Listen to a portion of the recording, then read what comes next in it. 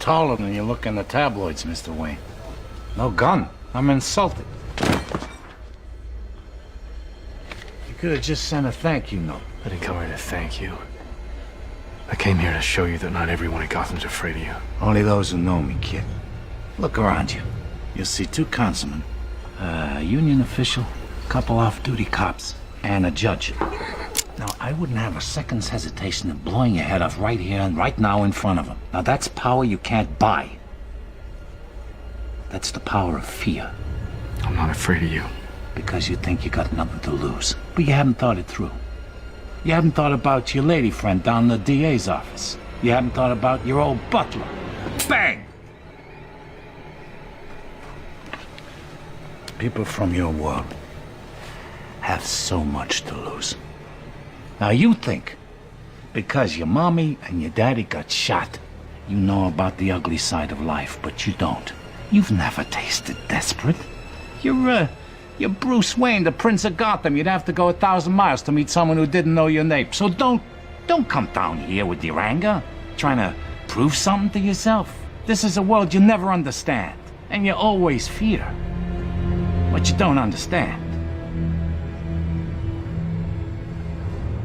All right.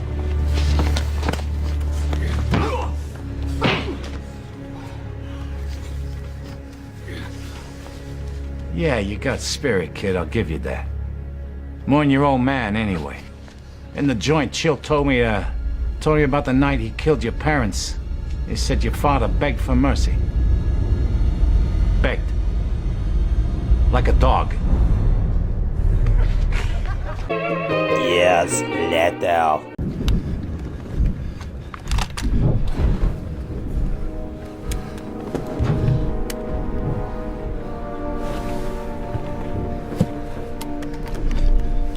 What the hell are you?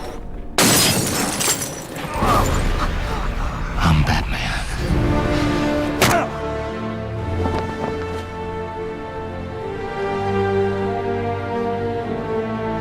Nice coat.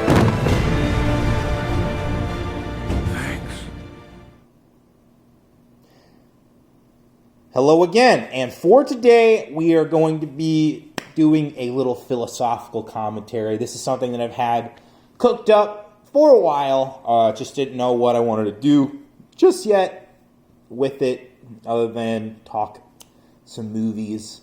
This is going to be my break from the more agitprop commentaries that I threatened yesterday, so this will be quite an interesting divergence from the commentaries that I'll be making this week. All right, so let's start it off. The title of this is Never Mess with Someone Who Has Nothing to Lose. And the reason why I say this is because, you know, in my life I've been at those points where I've had nothing to lose, and I've only come out stronger from it. So I'm technically just speaking from experience, but this is what I've noticed when it comes to fictional characters, when it comes to real people. What happens when you break someone down to their core and they feel they're at their lowest? They only just get stronger. So the first 3 points go off like this. Number 1, people with nothing to lose go off more often. You know, they drink the go off juice and will be as open, frank, and honest as they possibly can be. Because when you don't have a shame cloud hanging over you, trying to weigh you down and destroy your financial stability, you have a tendency in yourself to just let the honesty flow. Just not feed people a spoonful of bullshit. And you then, you know, give people what is probably better advice, better critique, better opinions, because you are not encumbered by some kind of financial incentive to not be 100% honest. With that said, the second point in this is that more action is taken by people with nothing to lose. And this is because, again, they are not encumbered by things that would do irreparable damage to their life. They have been pushed so down low that they can only fight their way back up.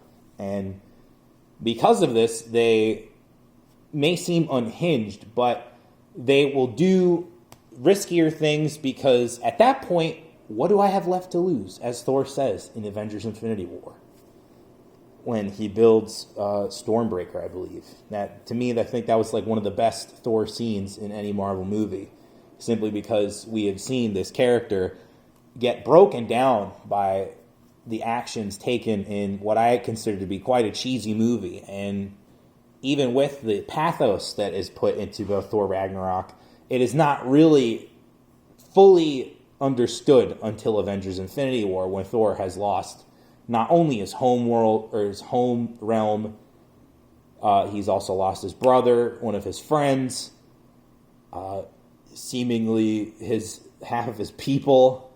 And yeah, at that point he's like, yeah, let's go build Stormbreaker, let's go kill Thanos. So yeah, that is one example of how action is taken when you have nothing to lose.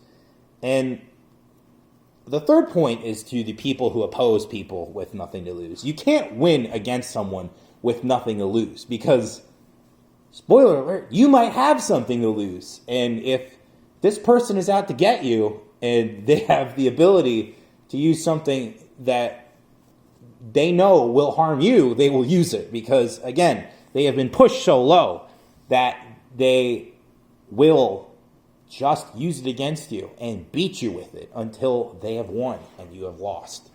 So that is my advice to the people who mess with somebody with nothing to lose. Just don't do it.